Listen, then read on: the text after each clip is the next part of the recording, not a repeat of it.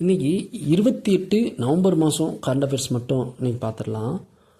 வங்கக்கடலில் உருவாக்கக்கூடிய புயல் பேர் என்னென்னா, வங்கக்கடலில் இப்போ ஒரு புயல் உருவாகியிருக்கு. அந்த புயலுக்கு என்ன பேர் வச்சுருக்காங்கன்னா டித்வா. அதுக்கடுத்து இன்னொரு கரண்ட் அஃபேர்ஸ், மற்ற கரண்ட் அஃபேர்ஸு பார்வை மாற்றுத்திறனாளிக்கான மகளிர் T20 உலகக்கோப்பை போட்டி. பார்வை மாற்றுத்திறனாளிக்கான மகளிர் T20 உலகக்கோப்பை எங்கே நடைபெற்றுச்சுன்னா இலங்கையில் நடைபெற்றுச்சு. இதில் யார் ஜெயித்தது அப்படின்னா இந்தியா மகளிர் அணி தான் ஜெயித்தது.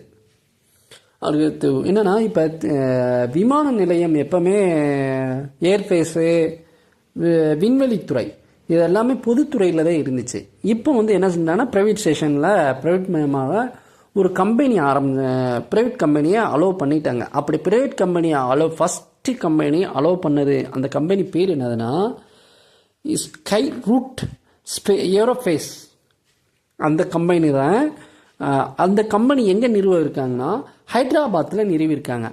இது என்ன ஒரு சிறப்புனா, இந்த கம்பெனிக்கு நம்ம ராக்கெட் விடும்போது ஃபஸ்ட்டு தளத்தில் விக்ரம் 1 அப்படின்னு சென்ட் பண்ணுவோம். அதை தயாரித்ததே இந்த நிறுவனம் தான்.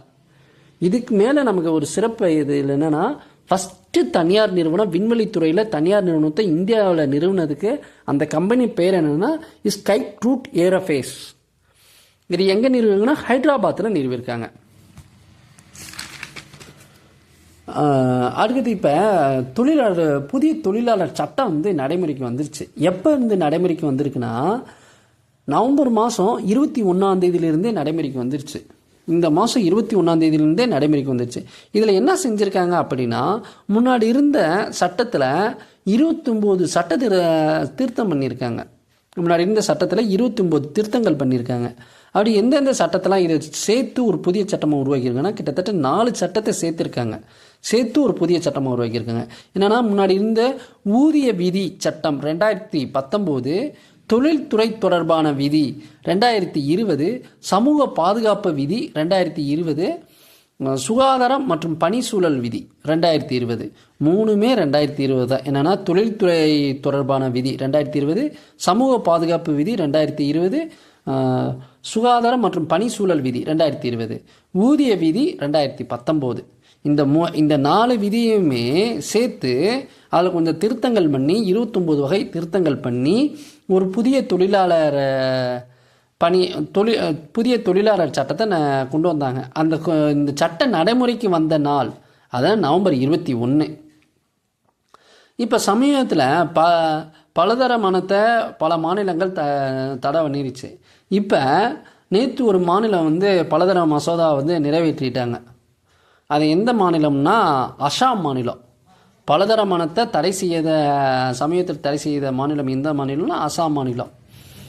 இதில் விதிவிலக்கு வச்சுருக்காங்க. யாருக்கெல்லாம் இது பொருந்தாது அப்படின்னா, பழங்குடியினர் மக்களுக்கு பொருந்தாது. அதே மாதிரி அரசியலமைப்பில் இருக்கக்கூடிய 6வது அட்டவணையில் குறிப்பிட்டு இருக்கக்கூடிய நிர்வாக பகுதியில் இருக்கக்கூடிய மக்களுக்கும் இது பொருந்தாது. மற்ற அனைவருக்குமே பொருந்தும்.